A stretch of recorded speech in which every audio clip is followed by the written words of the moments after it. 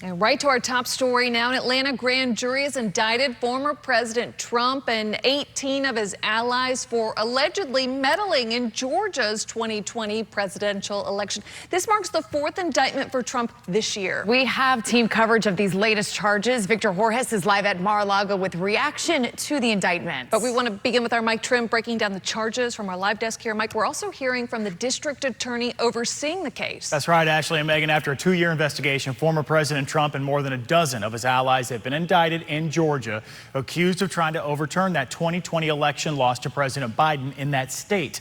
A near 100-page indictment. It details Trump's and 18 other defendants' illegal acts of trying to overturn Georgia's 2020 election results. As part of the indictment, Trump faces 13 new counts, including racketeering and conspiracy charges. As you examine the indictment, you will see acts that are identified as overt acts and those that are identified as of that. So far, we haven't seen any evidence of that, and Governor DeSantis and the other candidates are going to have to decide, is this now the time where they start challenging Donald Trump more directly on these kinds of charges?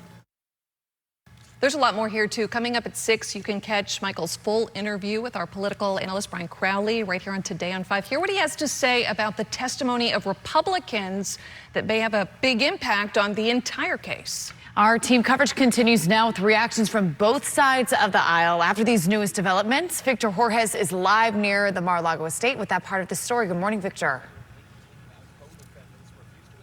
Hey guys, good morning. Yeah, this morning Republicans are still convinced the former president is innocent, while Democrats are saying this whole process, the legal process of the indictments and everything that comes with it, should still happen for the reason of accountability within the system. Now, let's break this down even further. We know that this comes after a district attorney in Fulton County, Fannie Willis, made the indictment official Monday night with a 98-page, 41 felony count indictment against former President Donald Trump and 18 other defendants, including former Trump lawyer Rudy Giuliani and Trump White House Chief of Staff Mark Meadows. Now, some of the counts against Trump include racketeering and solicitation of violation of oath by a public officer.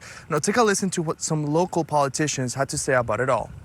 Two different forms of justice, one for Democrats and one for Republicans, is no justice for anybody. Nobody is above the law in America, not even the President of the United States.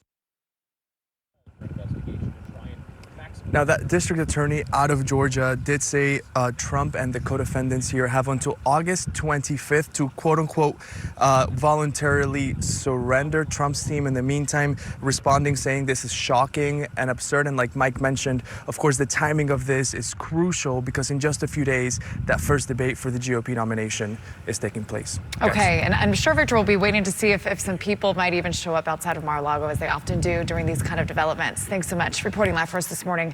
Stay with WPTV for the latest developments with this case. Scan that QR code right there on your screen. You can just pause the screen, take that picture really quick. That'll take you to our app. You can get the latest news following former President Trump's possible cases.